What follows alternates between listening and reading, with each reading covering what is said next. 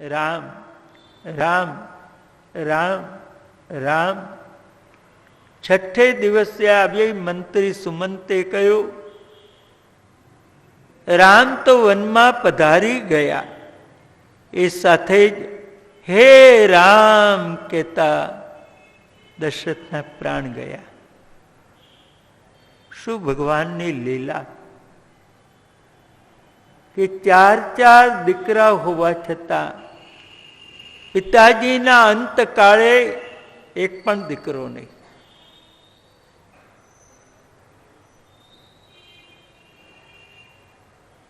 એટલે આપણે એવી ચિંતા ન કરવી કે આપણા અંતકાળે કોણ હશે.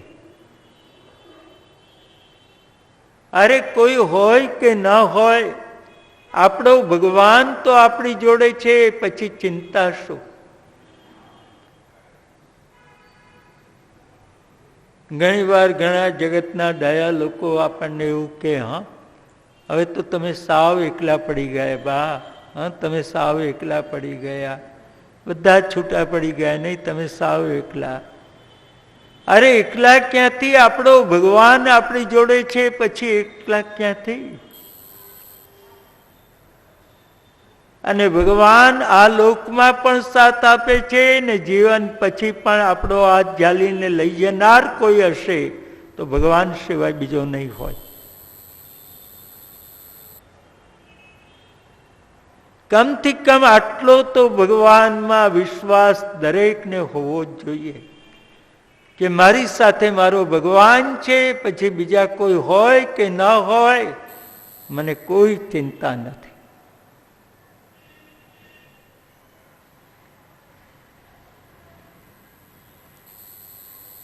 શ્રી ગોહરાજા દોડતા આવ્યા. રામના મિત્ર છે, અભ્યાસમાં જોડે હતા. પગે પડતા ગોહને રામે પોતાના હૃદય સાથે લગાવી દીધો. તું મારા ભરત જેવો મને વાલો છો, પધારો. ભલે અયોધ્યાનું રાજ્ય છોડ્યું, આ રાજ્ય આપનું છે, આપ સિંહાસન પર બિરાજો, આપના ચરણમાં બેસો. રામ કે નહીં, હું તારા ગામમાં પગ ના મૂકું. મારો વનવાસ છે, ગ્રામવાસ નથી. ભલે પ્રભુ, ભલે ના આવો તો આપના માટે બધી જ વસ્તુઓ જરૂરિયાતની હું અહીં લઈ આવું. એક પણ વસ્તુ લાવતો નહીં. તારા ગામમાંથી આણેલી એક વસ્તુ મારા કામની નહીં. કે મારો કયો અપરાધ? આવું કહો છો? અપરાધનો સવાલ નથી ભાઈ, વનવાસનો સવાલ છે. વનવાસ કોને કહેવાય? વનમાં જે મળે તેમાં રહેવું, વનમાં જે મળે તે ખાવું, વનમાં જે મળે તે પીવું, ગામની એક પણ વસ્તુનો ઉપયોગ ન કરવો, આનું નામ વનવાસ.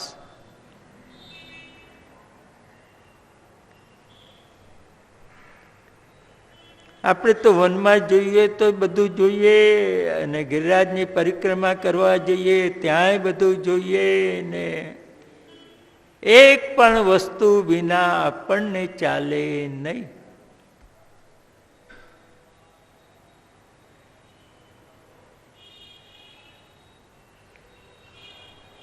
ઘણી વાર તો આમ ઘણા યાત્રા કરવા ગયા હોય ત્યાં એવી રીતે રહેતા હોય કે મને તો એવું લાગે કે આ યાત્રા કરવા આવ્યા છે કે ઉજાણી કરવા આવ્યા છે.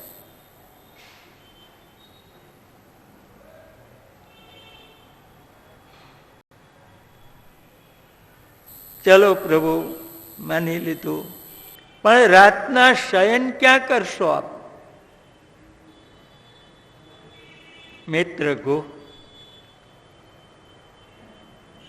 અમારી સાથે આવેલો લક્ષ્મણ ઝાડના પાનાની પથારી કરશે, બીજાને નહીં કરવાની. લક્ષ્મણ, કારણ કે લક્ષ્મણ મારી સેવા માટે આવ્યો છે, એ મારાથી બીજાને અપાય નહીં. એ પથારી કરશે. પછી આ મારો ઉપરનો છે ને એના ઉપર હું પાથરી દઈશ ચાદર તરીકે, વચમાં ધનુષ મૂકીશ, એક બાજુ જાનકી સૂઈ જશે, એક બાજુ હું સૂઈ જઈશ. આનું નામ વનવાસ. આપણે તો જાત્રામાં ઘર કરતા વધારે સગવડ હોય તો એવું લાગે હેરાન થઈ ગયા. હા, તો આટલું બધું તો કઈ ઠેકાણું ના પડે આપણું.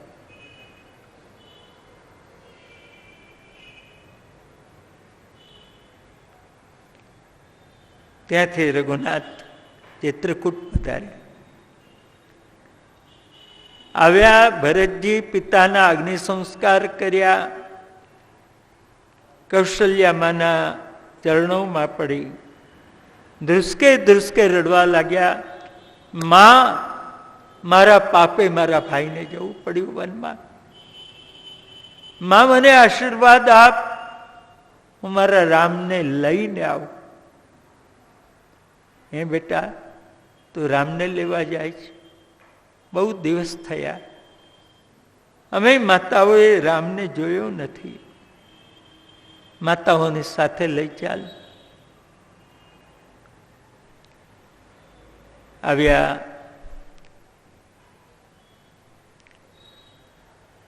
ચિત્રકૂટમાં વૃક્ષના તળે રામ બિરાજ્યા છે. મહાત્માઓ સાથે ધર્મની ચર્ચા કરે છે.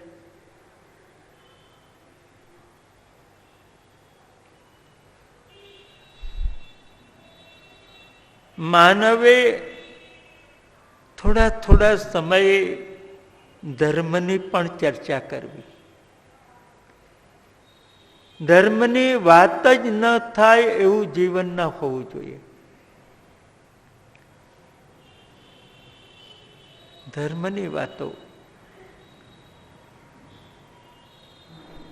વાંચવા જેવા કેટલાક પુસ્તકો બહુ ઉત્તમ છે. ઘરમાં વસાવવા, વાંચવા. 84 વૈષ્ણવ, 252 વૈષ્ણવ, શિક્ષાપત્ર, આ બધા વાંચવા જેવા પુસ્તકો છે. એટલે આમ વાંચી જવા માટે નહીં વાંચવાના, એનું થોડું ચિંતન હોવું જોઈએ. આવું કેમ થયું અને આવું કેમ થયું? જ્યારે શ્રીનાથજીને નવા મંદિરમાં પધરાવ્યા ત્યારે એ પૂરણમલ અરગજા નામનું અત્તર લઈ આમ શ્રીનાથજીને લગાડતો હતો. તો એ સમયે એને અંદર શ્રીનાથજીની સેવામાં મળતું હતું. તો પછી આ ક્યારથી બંધ થયું, કેમ બંધ થયું? આવા વિચારો સાથે વાંચો આ બધું. બહુ જ આનંદ આવશે, ઘણું માર્ગદર્શન એમાંથી મળશે.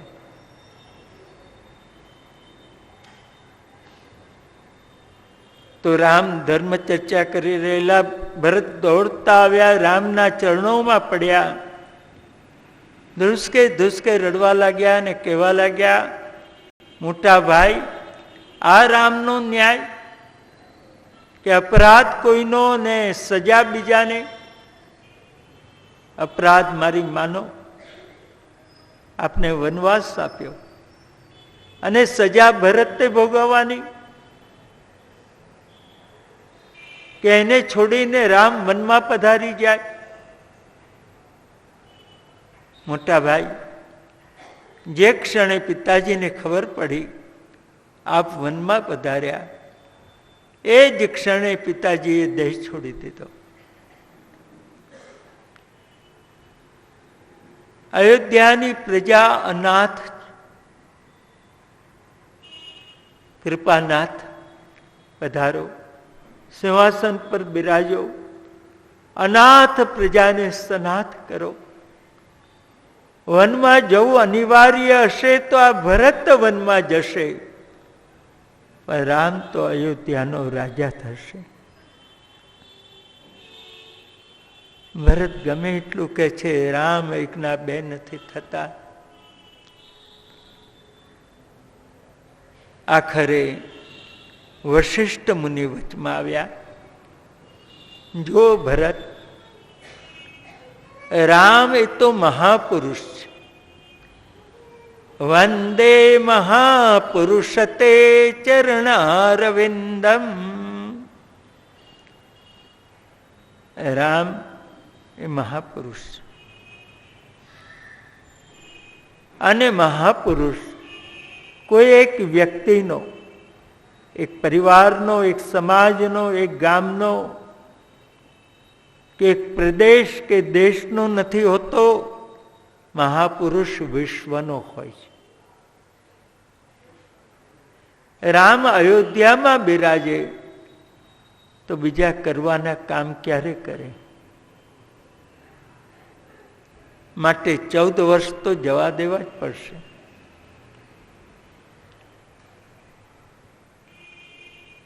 લો ભરત, રામ નહીં, હું તમને કહું, 14 વર્ષ પછી આવી રામ રાજ્ય સ્વીકાર કરશે. પણ 14 વર્ષ સુધી હું રહું કેવી રીતે? એટલે રામે પોતાની ચરણ પાદુકા ભરતજીને પધરાવી આપી. અયોધ્યાની બહાર નંદગ્રામમાં ઝૂંપડી બનાવી, ત્યાં સિંહાસન મૂક્યું, સિંહાસન પર પાદુકાઓ પધરાવી અને પોતાની માએ રામને વનવાસ આપ્યો. એનું પ્રાયશ્ચિત્ત ભરતજીએ 14 વર્ષ સુધી કર્યું. ગાયને આખા જવ ખવડાવવાના, ગોબરમાં જેટલા મળે એટલા લઈ લેવાના, ગૌમૂત્રમાં એને બાફવાના, એ જવ ખાવાના, અને જ્યારે તરસ લાગે ત્યારે પાણીની જગ્યાએ ગૌમૂત્ર પીવાનું. આવું એક દિવસ નહીં, 14 વર્ષ કર્યું છે. કેટલું મોટું તપ છે આ, કોઈ નાની વાત નથી.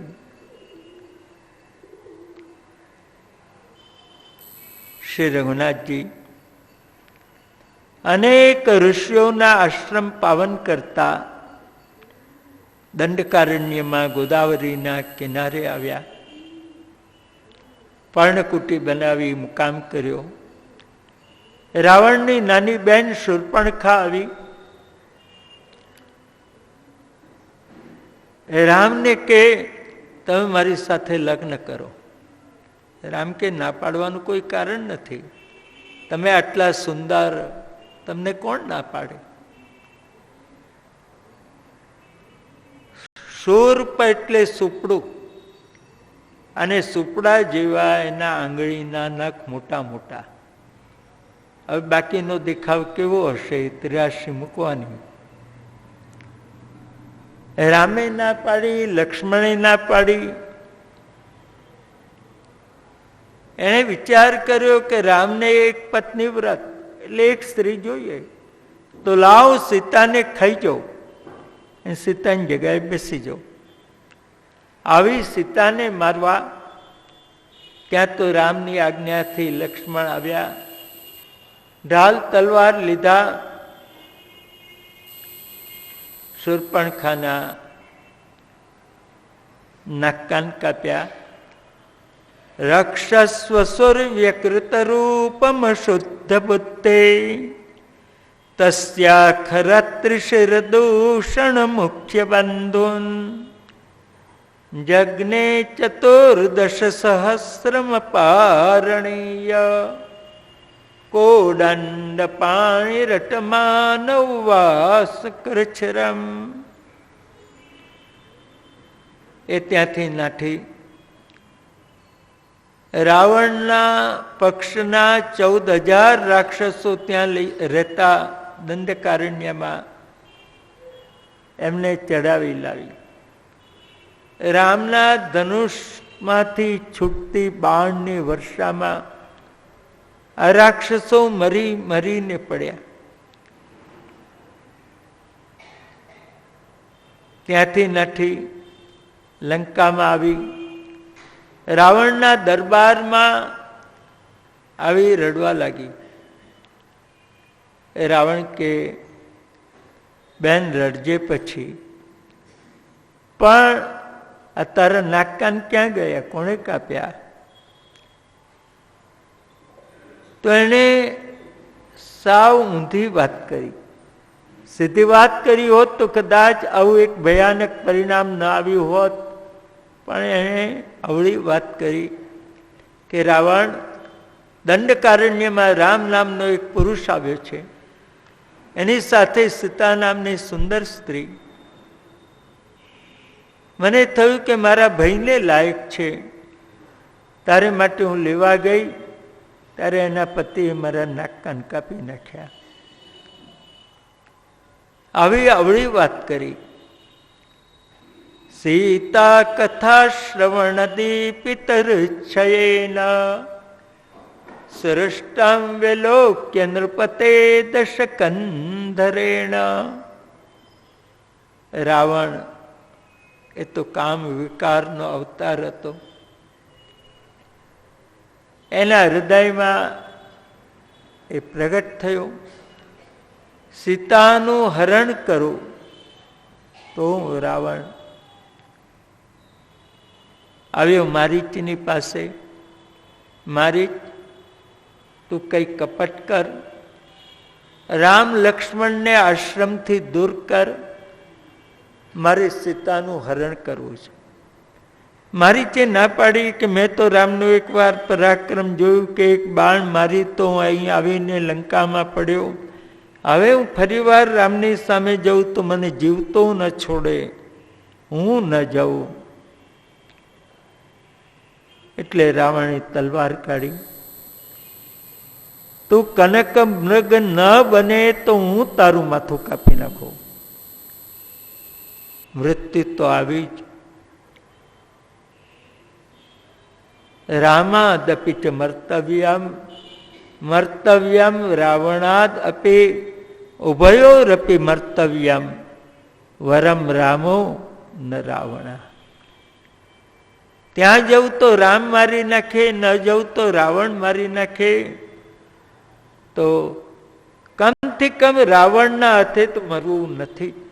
મરવું તો પણ કોઈ સારાના હાથે મરવું છે, પાપીના હાથે નહીં. એણે કહ્યું, હું હરણ બનું છું કનકમૃગ, રામ લક્ષ્મણને દૂર કરું છું. આવ્યો આમ ફરે છે.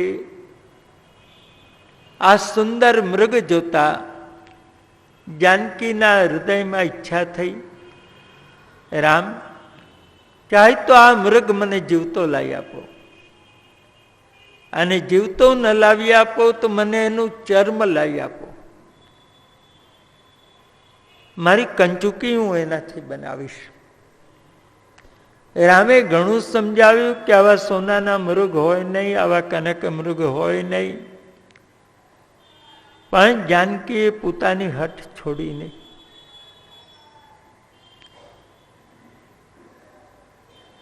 એક કવિ બહુ સુંદર વાત કરે છે.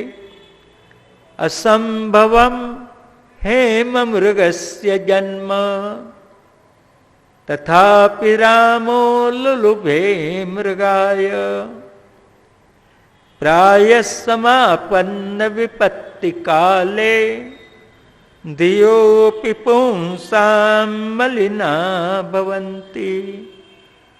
જ્યારથી આ દુનિયા બની ત્યારથી આજ સુધી કનક મૃગ ક્યાંય જન્મ્યો નથી. અસંભવ. તો પણ રામ એ કનક મૃગની પાછળ સીતાને છોડીને દોડ્યા. એના ઉપર કવિ કહે છે કે જ્યારે વિપત્તિનો સમય આવવાનો હોય ત્યારે બુદ્ધિમાન માનવની બુદ્ધિ પણ કામ કરતી નથી, અટકી જાય છે. અને જ્યારે બુદ્ધિમાન માનવની બુદ્ધિ કામ ન કરે ત્યારે સમજવું હવે વિપત્તિ આવશે.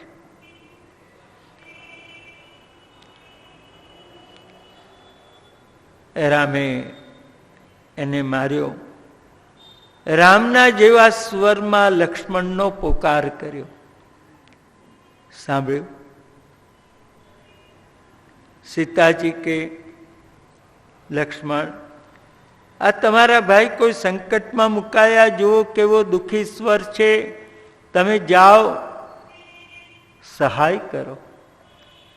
લક્ષ્મણ કે હું મારા ભાઈના પરાક્રમને જાણું અને હું તમને એકલા મૂકીને ક્યાંય જવાનો નથી.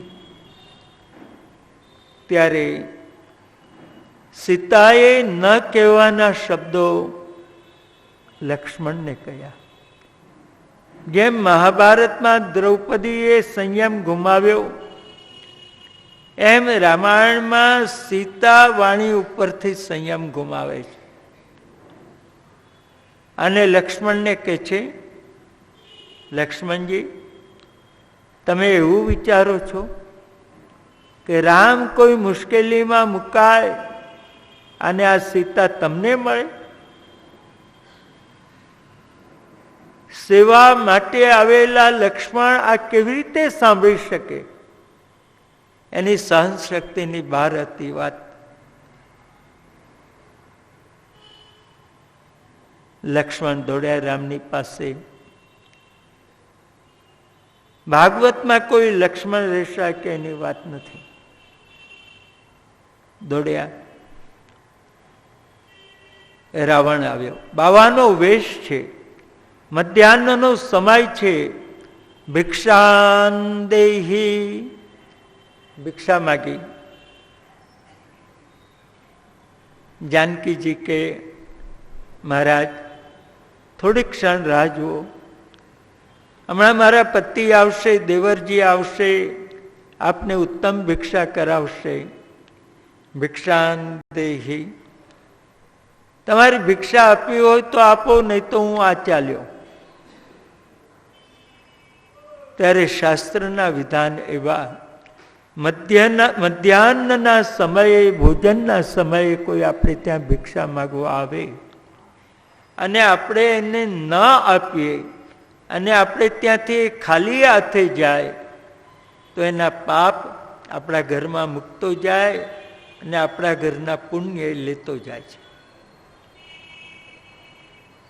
એક ગૃહસ્થાશ્રમનો ધર્મ એ અદા કરવા જાનકી કંદમૂળ ફળ લઈ બહાર આવ્યા.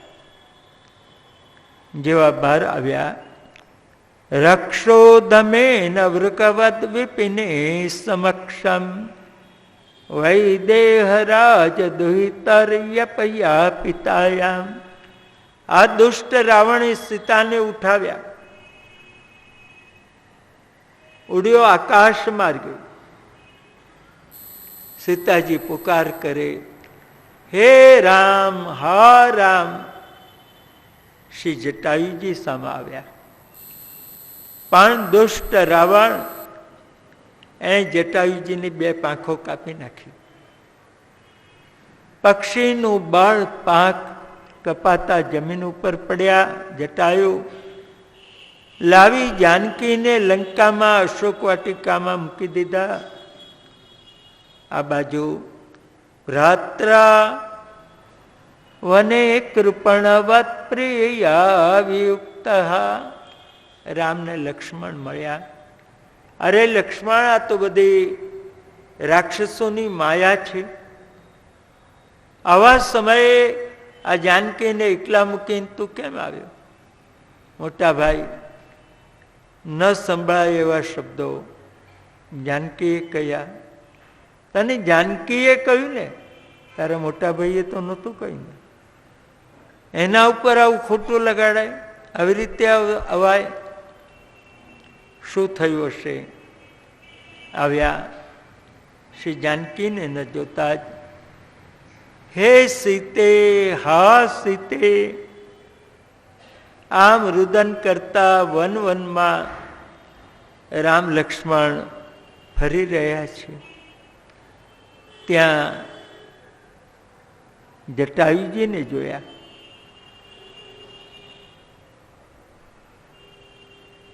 પાંખો કપાઈ ગઈ છે, લોહીના વચમાં પડ્યા છે. રામે એમનું માથું પોતાના ખોળામાં લીધું. જટાયુજી, થોડું જીવી જાઓ. તમને ને મને સુખ મળે. તમને જીવનમાં પુત્ર સુખ નથી મળ્યું તે મળે, અને મને પિતાની સેવાનું સુખ નથી મળ્યું. હું તમારી સેવા કરીશ તો મને લાગશે મેં મારા પિતા જનકની સેવા કરી છે, મેં મારા પિતા દશરથની સેવા કરી છે. જટાયુ વિચાર કરે, રામની સેવા લેવી એના કરતા રામના ખોળામાં માથું અને આંખ મીચાઈ જાય આવું મૃત્યુ ક્યાં મળે. એને પરમ સુખમાં આંખો મીચી દીધી, દેહ છોડી દીધો. આવું ભાગ્ય તો દશરથજીનું પણ નહીં કે રામના ખોળામાં માથું હોય ને આંખ મીચાઈ જાય. શ્રી જટાયુજીને અગ્નિ સંસ્કાર કર્યા, એમના વિધિ તર્પણ રામે કર્યા.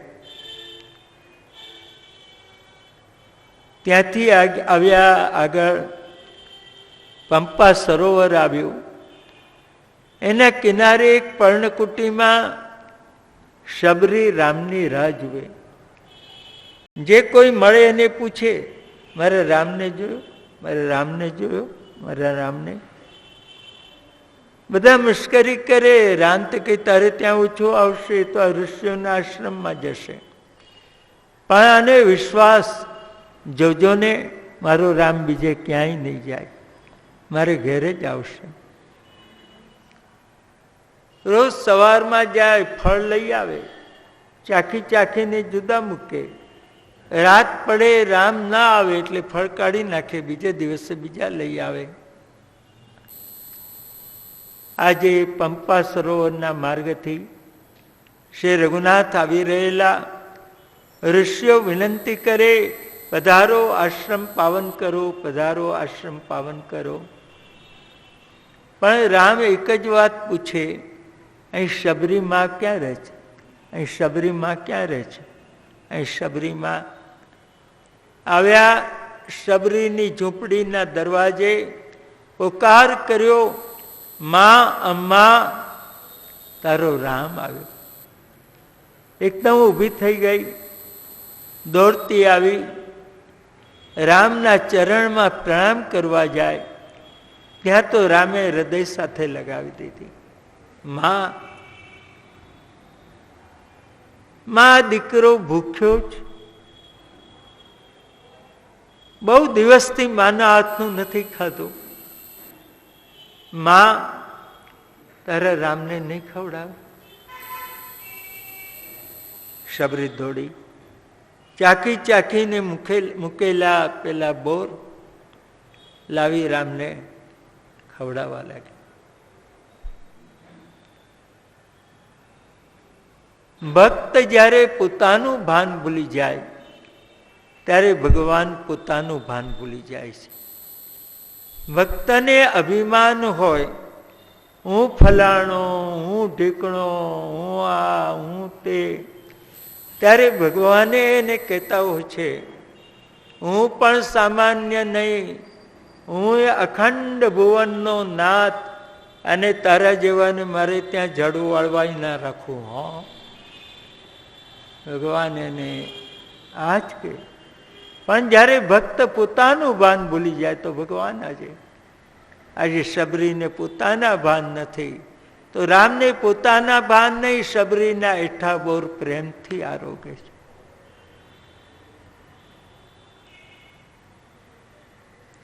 હનુમાનજી મળ્યા, સુગ્રીવ સાથે મૈત્રી થઈ.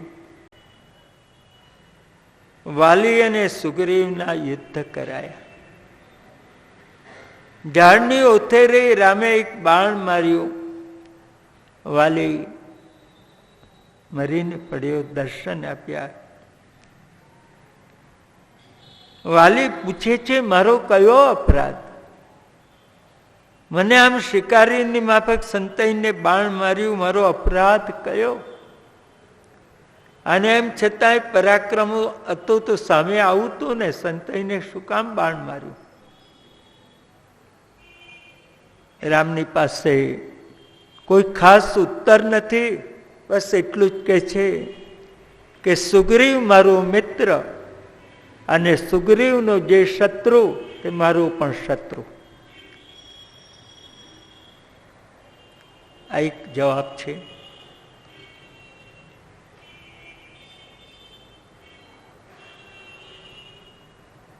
રામને સહાય કરવા સુગ્રીવે અનેક વાનર ભેગા કર્યા. ચારે દિશામાં વાનરો ફેલાયા. દક્ષિણ દિશામાં શ્રી હનુમાનજીનું યુદ્ધ આવ્યું. સમુદ્ર પાર લંકામાં જાનકી છે, આ ભાળ મળી. હવે આ સાગર પાર કોણ કરે? એક છલંગમાં આખરે શ્રી હનુમાનજી તૈયાર થયા. હે રામ કહેતા છલંગ ભરી સમુદ્રમાંથી મૈનાક પર્વત આવ્યો કે કંઈક આરામ કરવો હોય તો, પણ જ્યારે સેવાનું કાર્ય હોય ત્યારે આરામ ન હોય. પોતાનો હાથ જ પર્વત ઉપર મૂક્યો, આવ્યા લંકામાં. લંકીની રાક્ષસીને એક ઝાપટ મારી રાવણના અંતઃપુરમાં વિલાસી વાતાવરણ, ક્યાંય જાનકી ન દેખાયા. ઘેરે ઘેર આમ તપાસ કરે. અશોક વાટિકામાં જાનકીજી મળ્યા. પોતાની ઓળખાણ આપી, રામની મુદ્રિકા આપી, કેટલાક સાંકેતિક શબ્દો એ પણ કયા. માં એકે છલંગે સાગર પાર કરીને આવ્યો. આ દીકરાની કાંધ ઉપર બેસી જાઓ, એકી છલંગે હું રામની પાસે તમને પહોંચાડી દઈશ. બેટા હનુમાન, આમાં મારા રામની પ્રતિષ્ઠા નહીં, આમાં મારા રામનો યશ નહીં. મારા રામનો યશ તો એમાં કહેવાય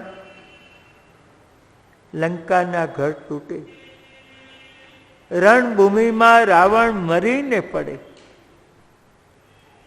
હવે પછી એ રાવણ મારા જેવી દશા બીજી કોઈ સીતાની ન કરે. એમાં મારા રામનો યશ. અમારો સંદેશો મારા રામને કહેજે, માં તમારો સંદેશો તો પહોંચાડીશ, પણ ઘણી દૂરથી આવ્યો, મને લાગી છે ભૂખ, મારે ખાવું છે. કે હનુમાન, તારે ખાવું હોય આ વૃક્ષો, પણ એક વાત, એક પણ વૃક્ષો ઉપરથી ફળ તોડીને ખાતો હું નહીં. જમીન ઉપર પડેલા ફળ ખાજે. હનુમાનજી તો બુદ્ધિશાળી, પ્રખર બુદ્ધિશાળી.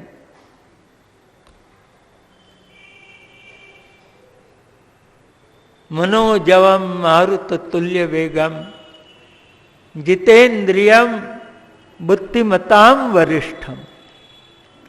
જગતના બુદ્ધિશાળી, એના શિરોમણી એવા શ્રી હનુમાનજી, એમણે આમાં બુદ્ધિ ચલાવી. કે સીતામાએ કોઈ પણ ફળ તોડીને ખાવાની ના પાડી છે, પણ સીતામાએ ઝાડ તોડવાની મના નથી કરી. એટલે ઝાડને બે હાથે આમ અદ્ધર કરે, મૂળિયા સાથે ઝાડ જમીનમાંથી બહાર આવે. પછી એ ઝાડને આમ ખંખેરે, પાકા પાકા ફળ ખરી પડે, એમાંથી લઈને એકાદું ચાખે, ભાવે તો ખાય, નહીં તો ઝાડને નાખી દે, બીજા ઝાડને આ રીતે ઉઠાવે. રાવણની અશોક વાટિકા, જેમાં સ્વર્ગના વૃક્ષો લાવીને રાવણે વાવેલા, એ અશોક વાટિકાને આજે હનુમાનજી ઉજ્જડ કરી રહ્યા છે.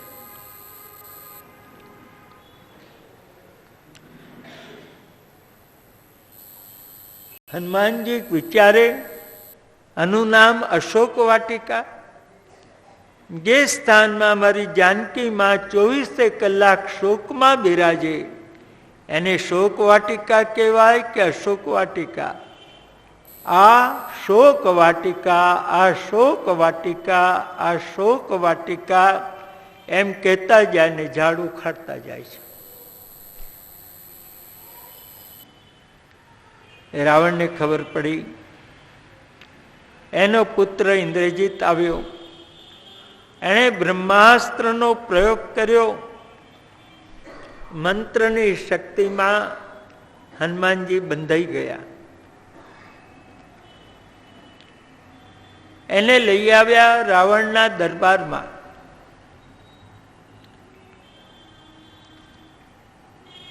રાવણ કે આવા તોફાની વારને આવો છૂટો ના રખાય, એટલો મંત્રથી બંધન ના ચાલે, એને સાંકળ અને દોરડાથી વ્યવસ્થિત બાંધો.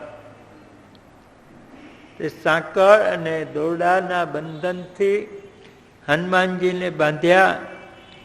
એટલે મંત્રનો જે પ્રભાવ હતો, મંત્રની શક્તિ હતી તે જતી રહી. શ્રી મહાપ્રભુજી એવી આજ્ઞા કરે, અવિશ્વાસો નૈવ કર્તવ્ય સર્વથા બાધકસ્તુ સાહા બ્રહ્માસ્ત્ર ચાતકૌ ભાવ્ય. માણસે આટલા ઉપર અવિશ્વાસ ન કરો. એક મંત્ર ઉપર અવિશ્વાસ ન કરો. મંત્ર એટલે મંત્ર. ઘણા વિચાર કર્યા, નાનો મંત્ર, આ મોટો મંત્ર, આ મંત્ર બહુ સારો. અરે ભાઈ, મંત્ર એટલે મંત્ર જ, કોઈ પણ મંત્ર. તમે વિશ્વાસથી એનો જપ કરો. 99% નહીં, 100% એનું ફળ મળે, પણ વિશ્વાસ જોઈએ. વાલ્મીકીએ અવળો જપ કર્યો, મંત્ર અવળો બોલ્યા વાલ્મીકી. રામને બદલે મરા મરા મરા મરા મરા જપ કર્યો, પણ એક વિશ્વાસથી જપ કર્યો તો વાલ્મીકી આખા જગતને માટે વંદનીય બની ગયા. વિશ્વાસ એ બહુ મોટી વસ્તુ છે.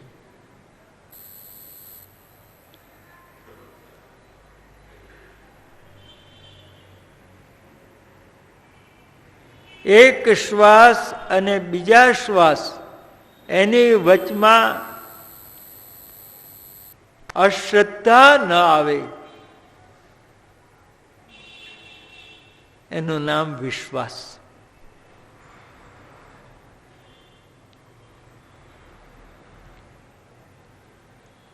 પણ રાવણને અવિશ્વાસ આવ્યો. ભગવાનના સ્વરૂપમાં વિશ્વાસ ન કરવો.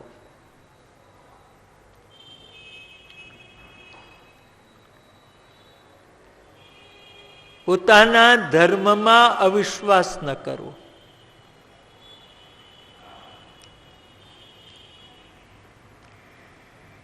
અને ગુરુમાં અવિશ્વાસ ન કરવો.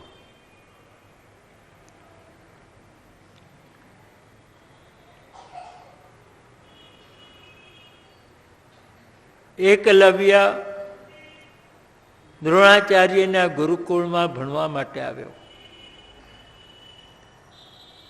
પણ દ્રોણ ગુરુએ કહેવું પડ્યું, આ તો રાજકુમારોની શાળા છે, અહીં રાજકુમાર ન હોય એને પ્રવેશ ન અપાય, એટલે હું તને નહીં ભણાવી શકું.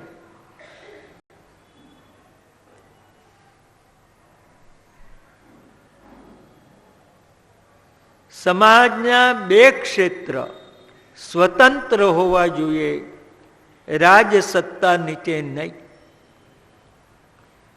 એક તો વિદ્યાપીઠ, વિદ્યાલય, એમાં કોઈ રાજકારણ ન જોઈએ. એની સત્તા સ્વતંત્ર હોવી જોઈએ. તો જ ભણનારને સાચું જ્ઞાન મળે.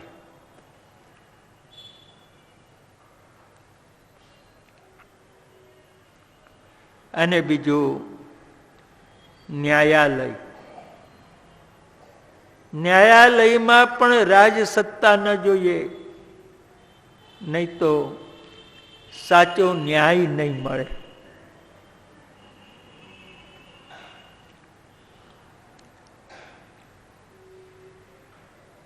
એ સમયમાં બે ગુરુકુલ ખૂબ જાણીતા હતા.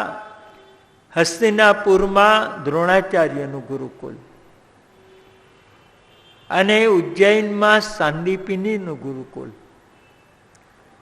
કૃષ્ણ બળદેવ દ્રોણાચાર્યના ગુરુકુલમાં ભણવા નથી આવ્યા. કેમ? કે ત્યાં રાજકુમારો સિવાય બીજાને પ્રવેશ નહીં. આ સંકુચિતતા હતી. અને ઉજ્જૈનમાં સાંદીપિનીના ગુરુકુલ, એમાં એવો કોઈ ભેદભાવ નહોતો. જ્યાં જનક રાજાનો છોકરો ભણે, જ્યાં કૃષ્ણ ભણે, ત્યાં એક નિર્ધન બ્રાહ્મણનો છોકરો સુદામા પણ ભણે અને એક શુતદેવ બ્રાહ્મણ પણ ભણે. બેને માટે જુદી વ્યવસ્થા નહીં, એક સાથે જ બેસવાનું. ગુરુના ઘરના લાકડા લેવાના હોય તો સુદામા જાય અને કૃષ્ણ ન જાય એવું નહીં. સુદામા જાય તો કૃષ્ણે પણ એ ભાર ઉઠાવવાનો. આવો સામ્યવાદ કદાચ સામ્યવાદી દેશમાં પણ નહીં હોય.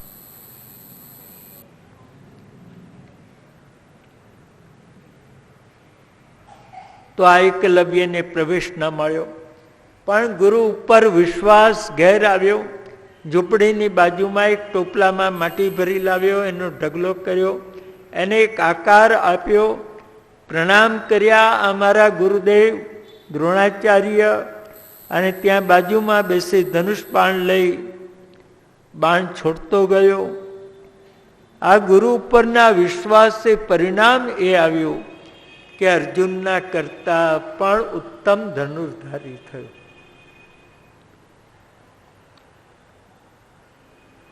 તો કેટલી વસ્તુ પર અવિશ્વાસ ન જોઈએ. વિશ્વાસ. આજે રાવણને મંત્ર ઉપર અવિશ્વાસ આવ્યો. સાંકળો ને દોરડાના બંધન આવ્યા, મંત્રનું સામર્થ્ય ચાલ્યું ગયું. રાવણે હનુમાનજીનું પૂંછડું સળગાવ્યું તો બંધન તો આમ કરતા તોડી નાખ્યા. કૂદ્યા રાવણના મહેલ ઉપર, ત્યાંથી આખી લંકામાં હોળી સળગાવી, પૂંછડું ઓલવી રામને આવી સીતા માતાનો સંદેશ નિવેદન કર્યું. શ્રી રામ વાનરોની સેના સાથે સમુદ્ર કિનારા સુધી આવ્યા. હવે લંકામાં જવાનું. 3 દિવસના ઉપવાસ કર્યા, પણ સમુદ્રે માર્ગ ના આપ્યો. તો એને સુકાવવા માટે ધનુષ ઉપર બાણ ચડાવ્યું. યદ્રોષ, રામનો રોષ જોયો. સમુદ્ર ખળબળી ઉઠ્યો. પ્રત્યક્ષ સેવામાં હાજર થયો. વિનંતી કરી, આપ મને સૂકવશો નહીં. આપનું નામ દઈને કોઈ પથ્થર નાખશે ને તો તરશે. બદની હસે તુમે હતે યશસો વિતત્યય. આપ સેતુ નિર્માણ કરો, લંકામાં પધારો, રાવણને મારો અને સીતાને પ્રાપ્ત કરો. સેતુ નિર્માણ થઈ રહેલો. રાવણને વિભીષણે સાચી વાત કહી. દશાનન દશામ પશ્ય તરંતે દૃષદોમ બસી. રાવણ, તને કઈ વિચાર આવે છે? જે અસંભવ, પાણી ઉપર પથ્થર તરે, અસંભવ, અને રામ પાણી ઉપર પથ્થર તરાવે છે. તારો અક્ષમ્ય અપરાધ. રામ દયાળુ છે. રામના શરણે થા, સીતા સોંપી દે, રામ તને ક્ષમા કરશે. પણ અભિમાની રાવણ, એને સત્ય સાંભળવું પણ ન ગમ્યું. કેડમાં લાત મારી, મારે ત્યાં રહેવું છે, ખાવું છે, ને વાત રામની કરવી છે, નીકળ મારે ત્યાંથી. પોતાના 6 પ્રધાનો સાથે વિભીષણ નીકળી ગયા, આવ્યા રામના શરણે. રામે એક શિલા ઉપર બેસાડ્યા, તિલક કર્યું, લંકેશ કરીને. એટલે હનુમાનજી ને લક્ષ્મણજી હસી પડ્યા. કેમ હસો છો ભાઈ? કે મહારાજ, અમે હસીએ નહીં તો શું કરીએ? આપ પણ કોણીએ ગોળ તો લગાડો છો. હા, શેનો કોણીએ ગોળ? શું વાત? હજુ લંકાનો રાજા જીવે છે, હજુ યુદ્ધ થયું નથી, અને માનો કે રાવણ આપને સીતા સોંપી જાય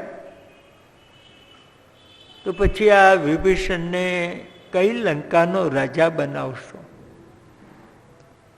રામ કે તમે એવું માનો છો કે અમે વિચાર નહીં કર્યો હોય? મેં બધો જ વિચાર કરી લીધો.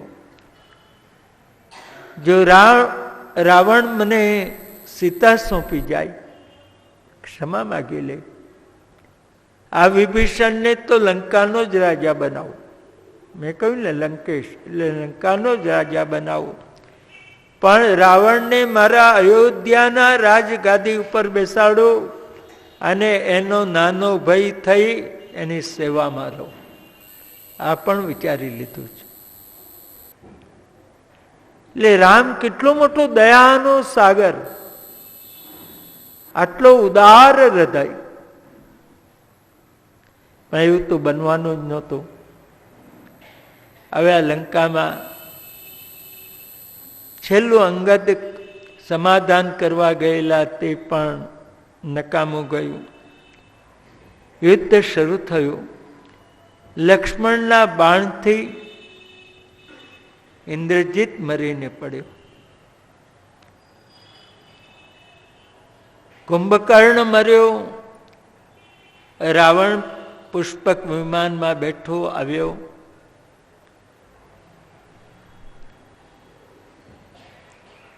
અનેક વિમાન દેખાય, અનેક રાવણ દેખાય. આમાં સાચો કોણ? ત્યાં વિભીષણે ઓળખાયો, આ સાચો રાવણ છે. મારો પણ સાવધાન રહેજો. એના નાભીમાં અમૃત કૂપી છે, એને પહેલા સૂપી નાખો, નહીં તો રાવણ મરશે નહીં. રાવણના નાભીમાં એક અમૃત કૂપી આની સરખી. કોઈ રાવણનું માથું કાપે એટલે એક વાર તો કપાય, પણ પેલી અમૃત કૂપી એને લીધે પાછું ચોટી જાય. હાથ કાપે તો કપાય, પણ પેલા અમૃતના લીધે પાછો લાગી જાય. એટલે રાવણને મારવો હોય તો આ અમૃત કૂપીને પહેલા સૂકી નાખો. આ રાવણનું રહસ્ય વિભીષણ જાણતો હતો. એ રામને બતાવ્યું, અને રામે એક બાણ અભિમંત્રિત કરીને છોડ્યું. એમાંથી 33 બાણ બન્યા. રાવણના 20 હાથ, 10 માથા, હૃદય, વક્ષસ્થળ અને નાભી, આ બધા જ વિંધાયા. રાવણ મરીને પડ્યો.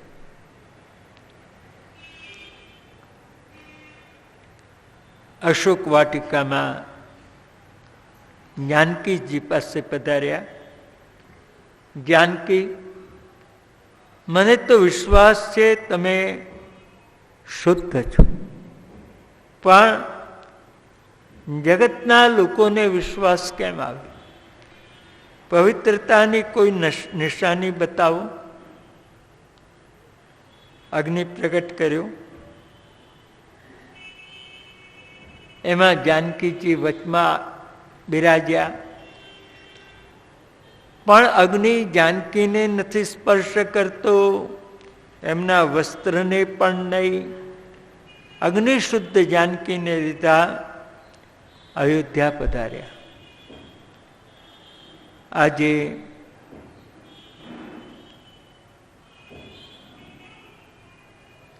રામનો રાજ્યાભિષેક થયો.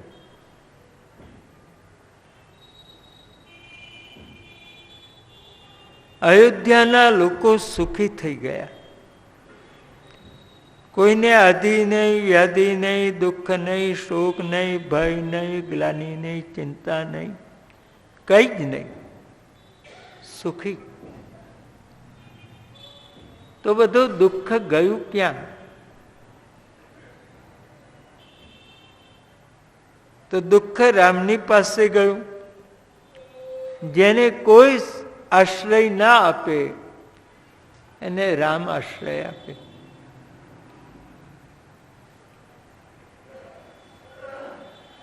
રામે દુઃખને આશ્રય આપ્યો. મારી પ્રજાને કોઈ મારે માટે વિરોધ તો નથી ને,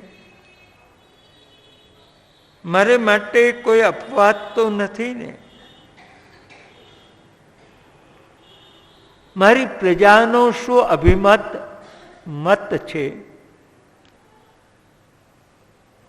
એ જાણવા માટે રાતના ગુપ્ત વેશમાં રામ નગરચર્યા જોવા નીકળ્યા છે. ત્યાં એક જગ્યાએ લોકોનું ટોળું ભેગું થયેલું. રામ પણ કુતૂહલવશ શું વાત છે જોવા માટે ત્યાં ટોળામાં વચમાં ઊભા. ચારિત્રહીન પત્ની ક્યાંક જતી રહી હતી. આ રાત્રિના ઘરમાં પ્રવેશ કરવા જાય. એનો પતિ એને ઘરમાં પેસવા નથી દેતો. આ બે જણ વચ્ચે ઝઘડો ચાલી રહેલો. આ તમાશો જોવા માટે લોકોનું ટોળું ભેગું થયેલું. એમાં પુરુષે એક વાક્ય એવું કહ્યું કે એની સ્ત્રીને લાગે ન લાગે, પણ રામના કાળજે તો કારમો ઘા કરી ગયો. નાહમ બિભર્મિત ત્વામ દુષ્ટામ અસતિમ પરવેશવગામ સ્ત્રી લોભે વિભ્રુયાત રામો સીતામ નાહમ બચે પુનઃ. અરે દુષ્ટ સ્ત્રી, તું ગમે ત્યાં જતી રહેલી, તારા ચારિત્રનું કોઈ ઠેકાણું નહીં. આ રાત્રિના મારા ઘરમાં પ્રવેશ કરવા જાય, તને પેસવા દેનાર નથી. ન જોયો સ્ત્રીનો લોભી રાજા રામ કે રાવણને ત્યાં રહેલી સીતાને લઈ આવે. એ તો પાછો રામના કરતા ચડ્યા તો હો. શ્રી રઘુનાથ વિચારે, યદ્યપિ શુદ્ધં લોક વિરુદ્ધમ ના કરણીયન ના ચરણીયમ.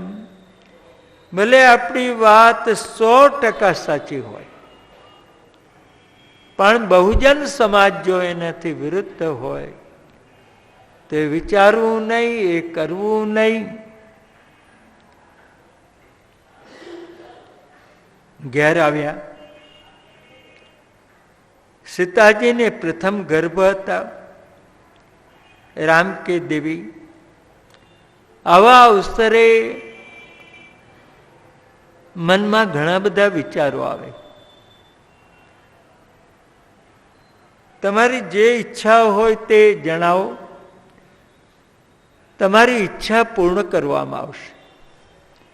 ભગવદ ઈચ્છા કે આજે સીતાજીએ કહ્યું કે રામ વનમાંથી આવે ઘણો સમય થયો, આપ વન જોવા મોકલો તો આનંદ થાય. અરે સીતા કહેતા ક્યાં નથી, કાલે સવારે તમને વન જોવા મોકલો. લક્ષ્મણ કાલે સવારે સીતાને વન જોવા લઈ જાઓ.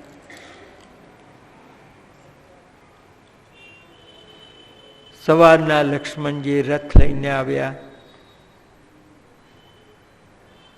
રામ સીતાને વિદાય આપે. એ સીતાને અતિ આનંદ, મારા ઉપર રામને કેટલો પ્રેમ. જરા મેં આમ વાત કહી, મારી ઈચ્છા પૂરી કરે, પણ એ સીતાને ક્યાં ખબર હતી આ છેલ્લી વિદાય છે. હવે આ ઘરમાં નથી આવવાનું, નથી રહેવાનું. અને રામે પણ પોતાના કાળજે કેવો પથ્થર મૂકી આ જાનકીને વિદાય આપી હશે. વનમાં આવ્યો રથ, સીતાજી રથમાંથી ઉતર્યા. વનની શોભા જોવામાં એકાગ્ર બન્યા. જુદા જુદા વૃક્ષો, પક્ષીઓ, એનો કલરવ, આ બધું. ત્યાં તો લક્ષ્મણજીએ રથ ઉપાડ્યો. સીતાજીએ બૂમ પાડીને કહ્યું, અરે લક્ષ્મણ, તમે મને વન જોવા લઈ આવ્યા છો કે વનમાં છોડી જવા આવ્યા છો? લક્ષ્મણનું ધૈર્ય છૂટી ગયું કે માં, પ્રજામાંથી તમારા ઉપર આ અપવાદ આવ્યો છે, અને એ અપવાદના કારણે રાજા રામ તમારો ત્યાગ કરે છે. હે રામ કહેતા સીતાજી ઢળી પડ્યા. રામ જેનો ત્યાગ કરે એને ક્યાં રહેવાનું? ઢળી પડ્યા. લક્ષ્મણ રથ લઈને વિદાય થઈ ગયા. કારણ કે પછી જે સીતાનું કરુણ રુદન એ જોવાનું સામર્થ્ય લક્ષ્મણમાં નથી. લક્ષ્મણ ચાલ્યા ગયા. થોડી વાર એ મૂર્છા વળી. સીતાજી અનાથની માફક રડે, હે રામ, હા રામ. કોઈ એના આંસુ લૂછનાર નથી. રાજા રામના રાણી, અયોધ્યાના મહારાણી,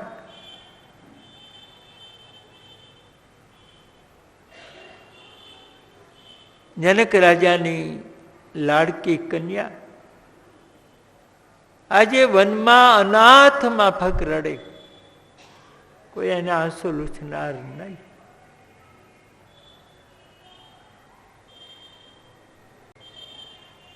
તો આપણને જીવનમાં દુઃખ આવે એમાં શું નવાય?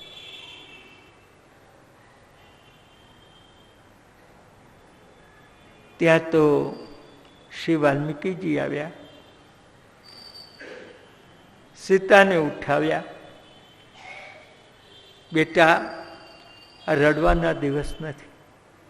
ત્યાં જે રામ આજે તને વિદાય કરે છે એ રામ કાલે તને બોલાવશે. અને બેટા, આવા અવસરે તો દીકરી બાપને ત્યાં જ આવે. હું તારા પિતા જનક રાજાનો મિત્ર, એ નાતે તું મારી દીકરી ચાલ. બેટી આંસુ લૂછી નાખ.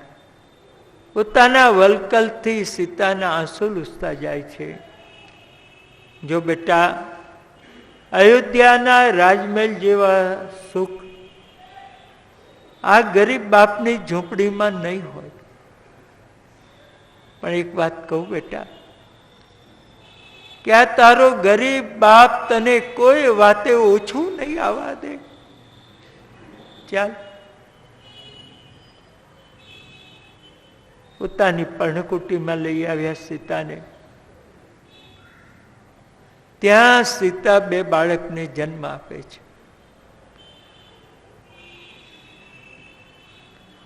લવ અને કુશ.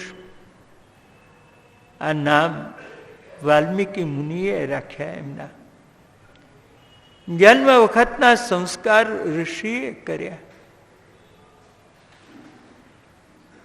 આજે તો અયોધ્યામાં વાજા વાગે, શરણાઈ વાગે, પણ રામના દીકરા ક્યાં જન્મે છે કોઈને ખબર પણ નથી.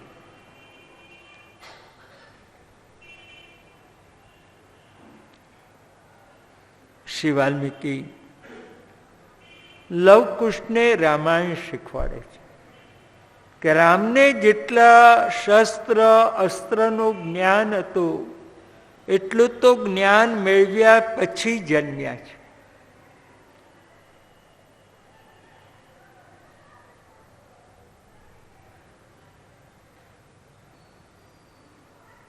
રામને એકલા ગમે નહીં, એટલે યજ્ઞ કરે, પણ અગ્નિ પણ સીતા વિના આહુતિ ન લે. એ સોનાની સીતાની પ્રતિમા બનાવે, સાથે પધરાવે, તો અગ્નિ આહુતિ લે. એક વાર યજ્ઞનું આમંત્રણ વાલ્મીકી મુનિને આવ્યું. લવકુશ કે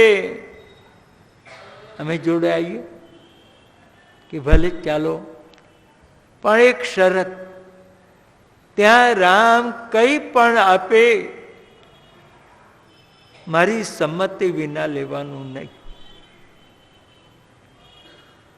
ભલે. ઋષિ તો યજ્ઞમાં બિરાજે, આ છોકરાઓને કામ નહીં. અયોધ્યાની શેરીએ શેરીએ રામકથા ગાન કરતા ફરે, લોકોના ટોળે ટોળા પાછળ દોડે. આ રામકથાનો એક અલૌકિક મહિમા છે.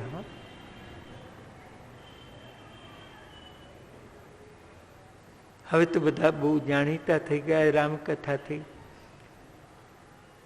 જ્યારે રામાયણ ટીવી ઉપર બતાવતા ત્યારનો પ્રસંગ, એક ભાઈ બોમ્બેના સેન્ટ્રલે ઉતર્યા, સાથે સામાન. કોઈ કુલી ના મળે, કોઈ મજૂર ના મળે, બધા જ આમ ટીવી પાસે બેસી ગયેલા. હવે સામાન થોડો ભારે હતો, એકલાથી લઈ જવાય એવો નહોતો. પેલા કુલીને કહ્યું, ભાઈ તું સામાન લઈ લે, હમણાં નહીં, કલાક પછી. અરે ભાઈ તું કે એટલા પૈસા આપું. એટલે પેલા એ કહ્યું, પૈસા તમે એકલા જ જોયા છે? અત્યારે આ રામાયણ જોવાનું તમે ₹1,00,000 આપો ને તોય ઉઠીને નહીં આવો. ત્યારે સમજાયું કે આ રામ કથાની ગરિમા કેટલી છે કે એક શ્રમજીવી મહેનત કરીને રોટલો કમાન લાય, એ પણ રામકથા માટે છોડી દે છે. તો અયોધ્યા નગરના લોકો લવકુશની પાછળ આમ ગાડા થઈને દોડે, એમાં નવાઈશું. રામના કાને વાત આવી કે ઋષિ વાલ્મીકી સાથે 2 ઋષિકુમાર છે, રામકથા બહુ સરસ ગાન કરે છે, તો રામ કે બોલાવો, આપણી કથા આપણે સાંભળીએ દરબારમાં. લવકુશને દરબારમાં બોલાવવામાં આવ્યા અને ત્યાં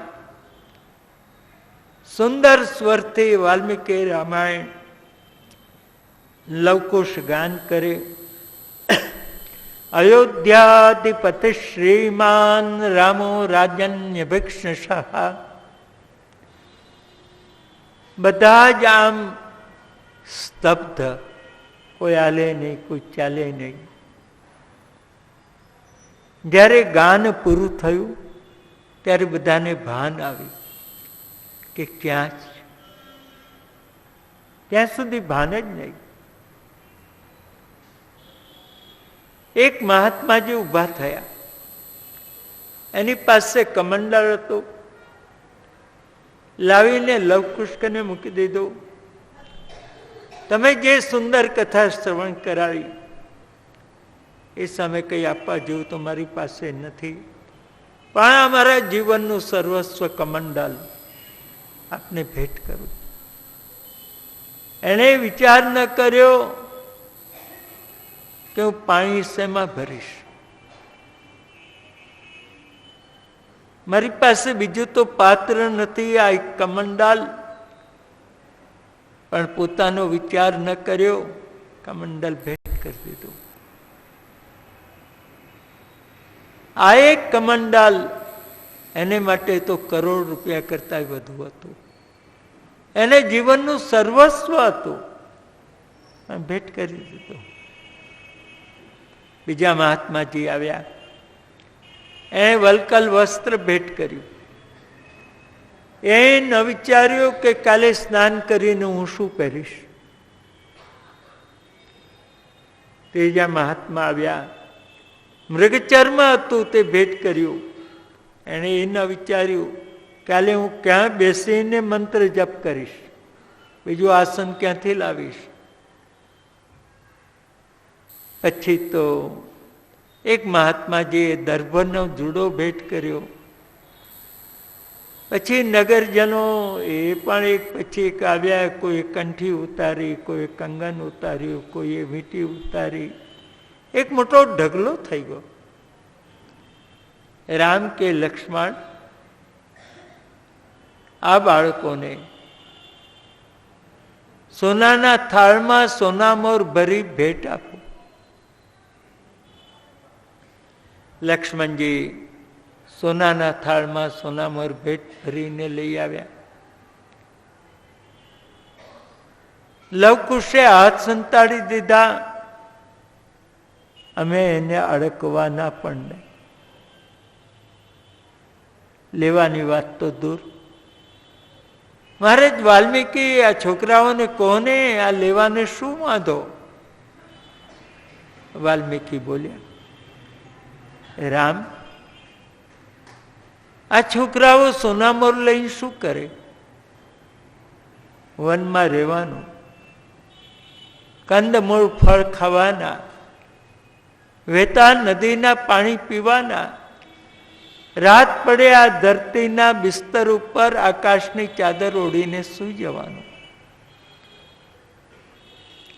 સોનામોરની જરૂર તો એને રાજમહેલમાં રહેવું હોય, છત્ર પલંગમાં સૂવું હોય, 56 ભોગ આરોગવા હોય, એને સોનામોરની જરૂર.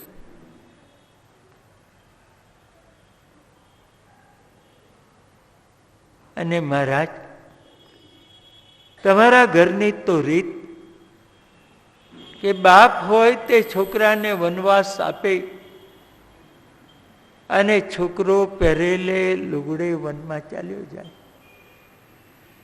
તમારા બાપે તમને વનવાસ આપ્યો ત્યારે તમે એકાદું સોનામોર લઈ ગયા હતા.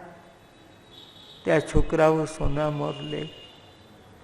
આ છોકરાઓના આટલા વર્ષ ગયા, હવે પછીના પણ જશે, આપ ચિંતા ન કરો. વાલ્મીકી કવિ છે, અને કવિ કોને કહેવાય?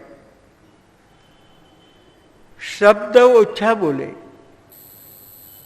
પણ ઘણી મોટી વાત એ શબ્દોમાં કહી દે. એનું નામ કવિ. તમારા પિતાએ તમને વનવાસ આપ્યો ત્યારે સોનામોર લઈ ગયા હતા. આટલા શબ્દોનો અર્થ તો એ છે કે સાચો પુત્ર પ્રેમ એ તો દશરથમાં હતો, કે રામ વનમાં ગયા, એ સાથે દશરથના પ્રાણ ચાલ્યા ગયા. આજે આ છોકરા આટલા વર્ષોથી વનમાં જીવન વિતાવે તો એક બાપ થઈને તમને આ સિંહાસન ઉપર બેસતા લાજ નથી આવતી? આટલી મોટી વાત વાલ્મીકીએ કહી દીધી. રામનું માથું ચૂકી ગયું. શું આ મારા દીકરા છે? સીતાજી સાંભળ્યા. રામની આંખમાંથી અશ્રુ પ્રવાહ વહેવા લાગ્યો.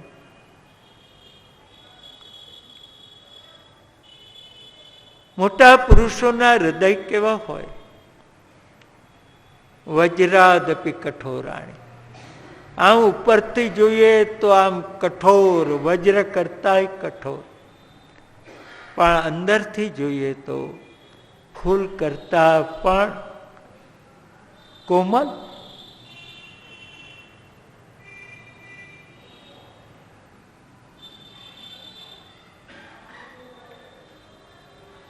વાલ્મીકી કે મહારાજ, ગામનો એક સામાન્ય માનવ ઉતાર જેવો એ સીતા માટે બે વાત ભૂલી ગયો.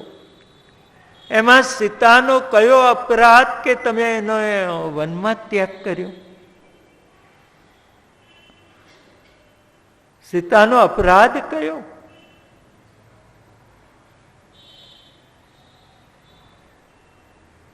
તમે ત્યાગ કર્યો એનો?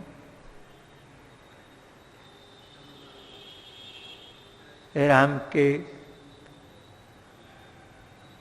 વાલ્મીકીજી, મને સીતા ઉપર ક્યારેય રોષ હતો જ નહીં, આજે પણ નહીં.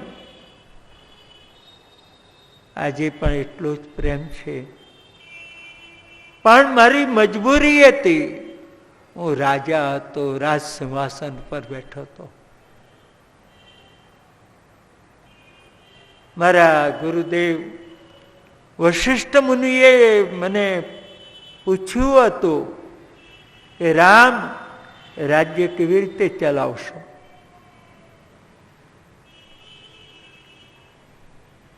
રાજગાદી ઉપર તો બેઠા, પણ રાજ્ય કેવી રીતે ચલાવશો? પ્રજાને માટે શું કરવાની તમારી તૈયારી છે? પ્રજાનું સુખ તમે કેટલું વિચારી શકો એમ છો? ત્યારે રામે કહ્યું, ગુરુદેવ, સ્નેહમ દયાંચ સૌખ્યંચ યદિ વા જાનકીમપી આરાધનાય લોકસ્ય મુંચતો નાસ્તિ મે વ્યથા. સ્નેહ, દયા, સુખ અને મારા પ્રાણ કરતા પ્રિય મારી જાનકી, મારી પ્રજાને રાજી રાખવા માટે આ બધાનો ત્યાગ કરવો પડશે.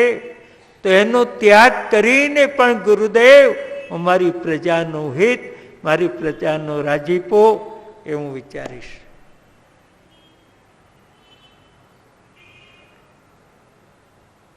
એટલે હું પરવશ હતો.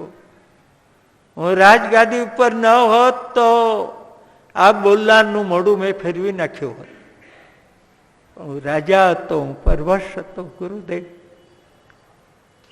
માટે રામરાજ વખણાયું. હા, કે જે રાજા રામ પ્રજાનું સુખ આ રીતે વિચારે. આજે દીવો લઈને શોધવા જઈએ ને તો આવું રામરાજ ના મળે આપણને.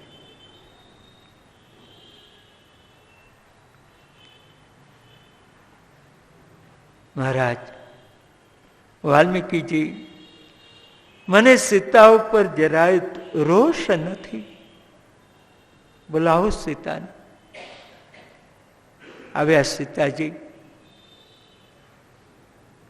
જેવા આમ સભામાંથી ઘરમાં પ્રવેશ કરવા જાય, રામ બોલી ઉઠ્યા, જાનકી, મને તો વિશ્વાસ છે કે તમે અગ્નિશુદ્ધ છો, પણ મારી પ્રજાને વિશ્વાસ આવે પવિત્રતાની કોઈ નિશાની બતાવો, પછી ઘરમાં આવો. સીતાના જીવનમાં એક બનાવ બન્યો. રાવણ ઉપાડી ગયો, એમાં સીતાનો કોઈ અપરાધ નહીં, ક્યાંય અપરાધ નહીં. પણ આજે એ વાત જીવનના છેલ્લા દિવસે સાંભળવી પડે છે. તે પણ કોઈ બહારનો માણસ નહીં, પતિ કહે છે. પતિ પણ ઘરના ખૂણામાં નહીં, હજારો માણસની સભાની વચમાં કહે છે. સીતા કે રામ, લગ્ન થયા, સાસરે આવતા મનમાં અનેક ઉમંગો હતા. સાસરે આમ કરીશ, આમ કરીશ, આમ કરીશ. અહીં આવ્યા, વનમાં જવાનું થયું.